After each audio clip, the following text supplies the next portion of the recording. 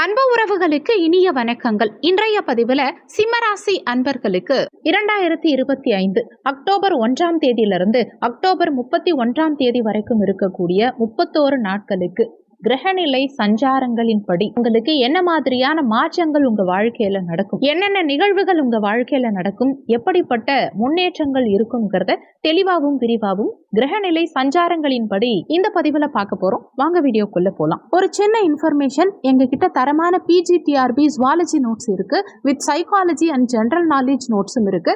தேவைப்படுறவங்க ஜாதகம் பார்க்க கீழே கொடுக்கப்பட்டிருக்க கான்டாக்ட் நம்பருக்கு தொடர்பு கொள்ளவும்.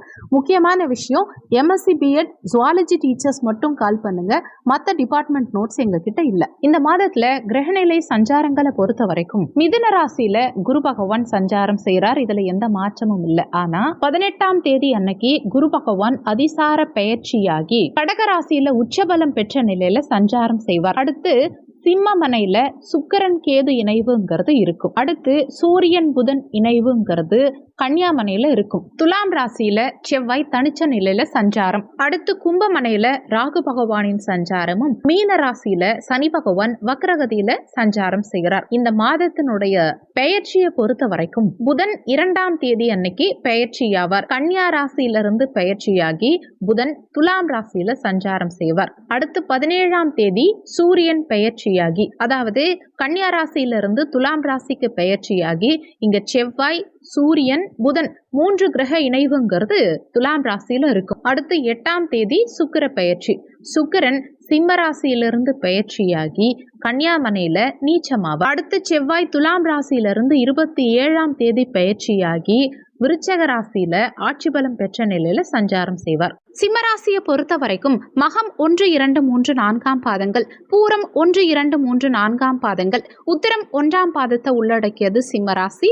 சிம்மராசிக்கு அதிபதி சூரிய பகவான். சிம்மராசி அன்பர்களுக்கு இந்த மாதத்தை பொறுத்த வரைக்கும் சுக்கிரன் நீச்சம், உங்க ராசி அதிபதி சூரியனும் நீச்சமாவார். மாதத்தினுடைய செகண்ட் ஹாஃப் கொஞ்சம் டோட்டலா வீக் ஆகிற மாதிரியான சூழல். குருவும் அதிசாரமா பயிற்சியாகி 12ஆம் இடத்துக்கு வரார். அஷ்டமாதிபதி 12ஆம் இடத்துக்கு வரது விபரீத ராஜயோகமா இருந்தாலும் உச்சமாவது குற்றமான அமைப்பு தான்.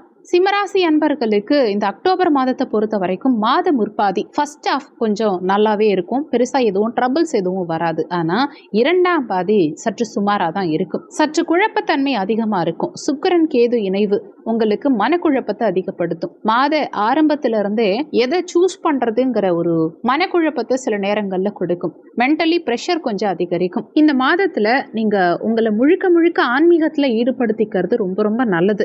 ஆன்மீகம், தியானம், யோகா இது சார்ந்த விஷயங்கள்ல அதிகமா ஈடுபடுத்திக்க பாருங்க. எதையுமே அதிகமா யோசிச்சு குழப்பிக்காம உங்களை நீங்க கரெக்டா உங்க முயற்சிக்காக தயார்படுத்திக்கோங்க. நிறைய மெடிடேஷன் பண்ணி உங்க மைண்டை ஃப்ரெஷ்ஷா வச்சுக்கோங்க.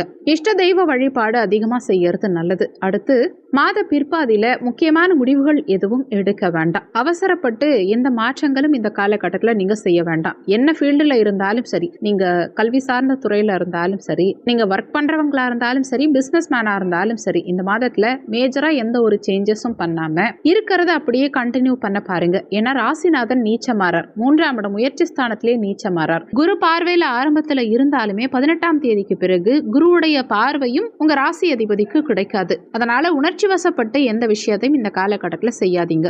நல்லா யோசிச்சுட்டேன், ரொம்ப நாளா யோசிச்சுட்டேன், இப்போ ஒரு சேஞ்ச் பண்ண போறேன் அப்படின்னு நீங்க ட்ரை பண்ணீங்கன்னா கொஞ்சம் சொதப்பலா போய் முடியறதுக்கு வாய்ப்புகள் உண்டு.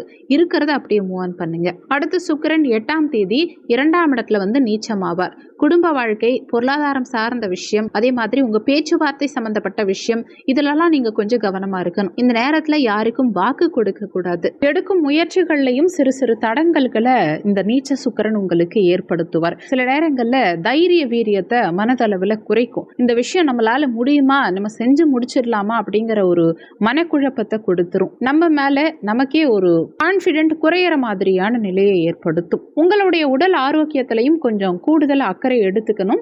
ராசிநாதனே நீச்சமாறதுனால உடல் ஆரோக்கியம் சார்ந்த ஒரு சில இடர்பாடுகளை இந்த காலகட்டத்தில் ஏற்படுத்தலாம். குறிப்பா கண் சம்பந்தப்பட்ட விஷயம், தலை சம்பந்தப்பட்ட விஷயம், முதுகுத்தண்டு, தோள்பட்டை, கழுத்து பகுதி, இந்த மாதிரி விஷயங்கள்ல ஏதாவது தொந்தரவுகள் ஏற்படுத்தலாம். அதனால கொஞ்சம் கூடுதல் அக்கறை உடல் ஆரோக்கியத்துல இந்த காலகட்டத்தில் தேவை. லக்னத்திலையும் 7ஆம் இடத்துலையும் ராகு கேது இருக்கிறதுனால வயிறு சார்ந்த பிரச்சனைகள், ஒரு சிலருக்கு செரிமானம் சார்ந்த தொந்தரவுகள், உங்க உணவு முறை, நீங்க சாப்பிடுற உணவுல கொஞ்சம் கூடுதல் அக்கறை எடுத்துக்கணும். அதிகமாக வெளியிடங்களில் சாப்பிட்றது தவிர்த்துக்கிட்டு ஆரோக்கியமான உணவுப் பொருட்களை வீட்டிலேயே சமைச்சு சாப்பிட பாருங்க. அடுத்து அஷ்டமத்து சனியுடைய பாதிப்பு இந்த காலகட்டத்தில் பெரிய அளவில் இல்லை. ஏன்னா சனி வக்கரமாக இருக்கிறதுனால பெருசாக பிரச்சனைகள் எதுவும் இருக்காது. வரக்கூடிய பிரச்சனைகளையும் எப்படியும் நீங்கள் சமாளிச்சிருவீங்க. குழப்பம் பிரச்சனை எவ்வளவு வந்தாலுமே அதை சமாளிக்கக்கூடிய அமைப்பு உங்ககிட்ட இருக்கும். அடுத்து இந்த மாதத்தில் திருமண முயற்சி செஞ்சுட்டு இருக்கவங்களுக்கு இந்த மாதம் அந்த அளவுக்கு சிறப்பாக இருக்காது. திருமண முயற்சிகளை இப்போதைக்கு தள்ளி வைக்கிறது நல்லது. அவசர முடிவுகள், அவசர மாற்றங்கள், குறிப்பா திருமண முயற்சிகள் எல்லாம் இந்த காலகட்டத்தில் செய்ய வேண்டாம்.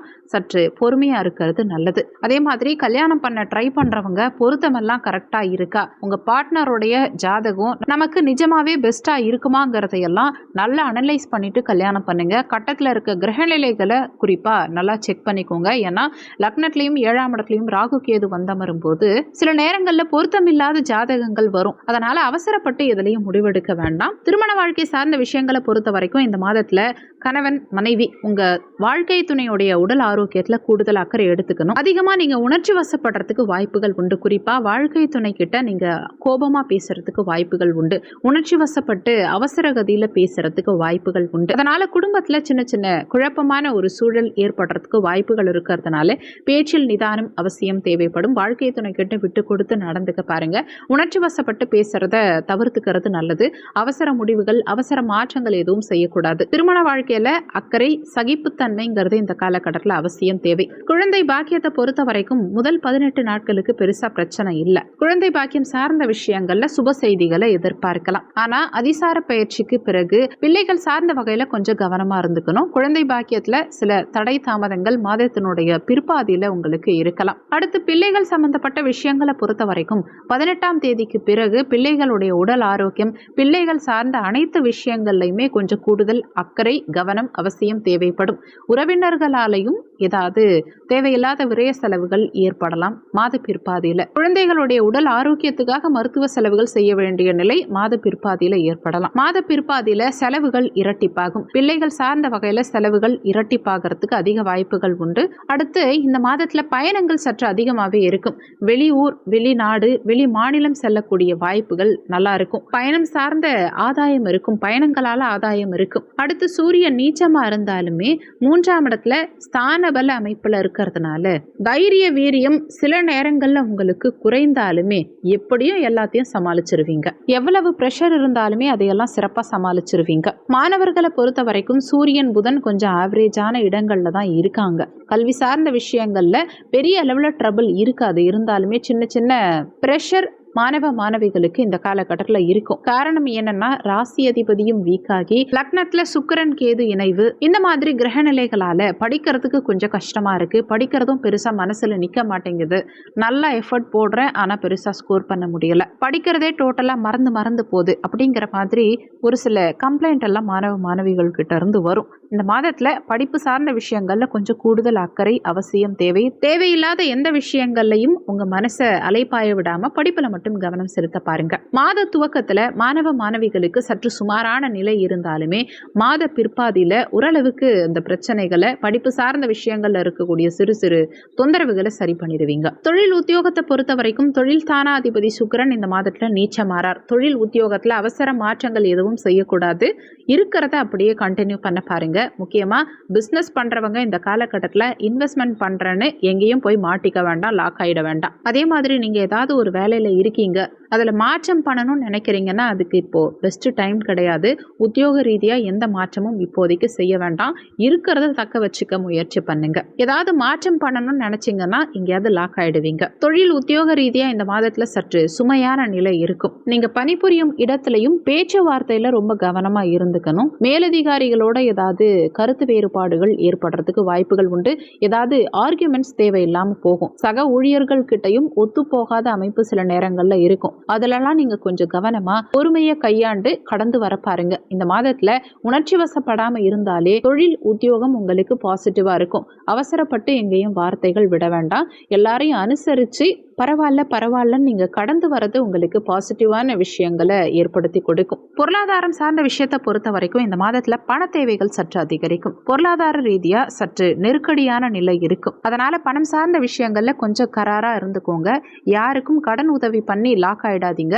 கடன் வாங்கியும் மாட்டிக்காதீங்க. இந்த மாதத்துல கடன் சுமை சற்று அதிகரிக்கிற மாதிரி இருக்கலாம். அதனால முன்கூட்டியே பொருளாதாரம் சார்ந்த வகையில பிளான் பண்ணி செலவு பண்ண பாருங்க. ஓவராலா இந்த அக்டோபர் மாதத்தை பொறுத்த வரைக்கும் இந்த மாதத்துல பெரிய சேஞ்சஸ் எதுவும் பண்ண வேண்டாம். பணம் சம்பந்தப்பட்ட விஷயம், குடும்பம் சார்ந்த விஷயம், தொழில் உத்தியோகம் சார்ந்த விஷயம் இதுலலாம் கொஞ்சம் அக்கறை எடுத்துக்கிறது நல்லது. கொஞ்சம் பொறுமையா நிதானமா கடந்து வந்தா இந்த மாதம் உங்களுக்கு தொந்தரவு இல்லாம போகும். அதே சமயத்துல இஷ்ட தெய்வ வழிபாடு, குலதெய்வ வழிபாடு அவசியம் பண்ணுங்க. சொல்லியிருக்கக்கூடிய பலன்கள் கோச்சார பலன்கள். இது வெறும் 20% தான் ஒர்க் பண்ணும். மீதி 80% உங்க சுய ஜாதகத்துல, ஜனன கால ஜாதகத்துல உங்களுக்கு என்ன தசாபுத்தி நடக்குது, தசாநாதனும் புத்திநாதனும் எங்க சஞ்சாரம் செய்யறாங்க, என்ன மாதிரியான சாரம் வாங்கியிருக்காங்க, இந்த மாதிரி நிறைய விஷயங்களை பொறுத்து 80% உங்க வாழ்க்கையில எல்லாமே நடக்கும். அதனால வீடியோல சொல்லி இருக்கிறது அப்படியே என் வாழ்க்கையில நடக்கும்னு நினைச்சு எதுவும் பயப்பட வேண்டாம். ஜாதகம் பார்க்கறதா இருந்தா வீடியோல ஜாதகம் பார்க்கன்னு கொடுத்திருக்க நம்பருக்கு வாட்ஸ்அப் பண்ணுங்க. இந்த வீடியோல உங்களுக்கு ஏதாவது சந்தேகம் இருந்தா கீழே இருக்க கமெண்ட் செக்ஷன்ல சொல்லுங்க. நன்றி. மற்றும் ஒரு நல்ல பதிவோடு மீண்டும் உங்களை சந்திக்கிறோம்.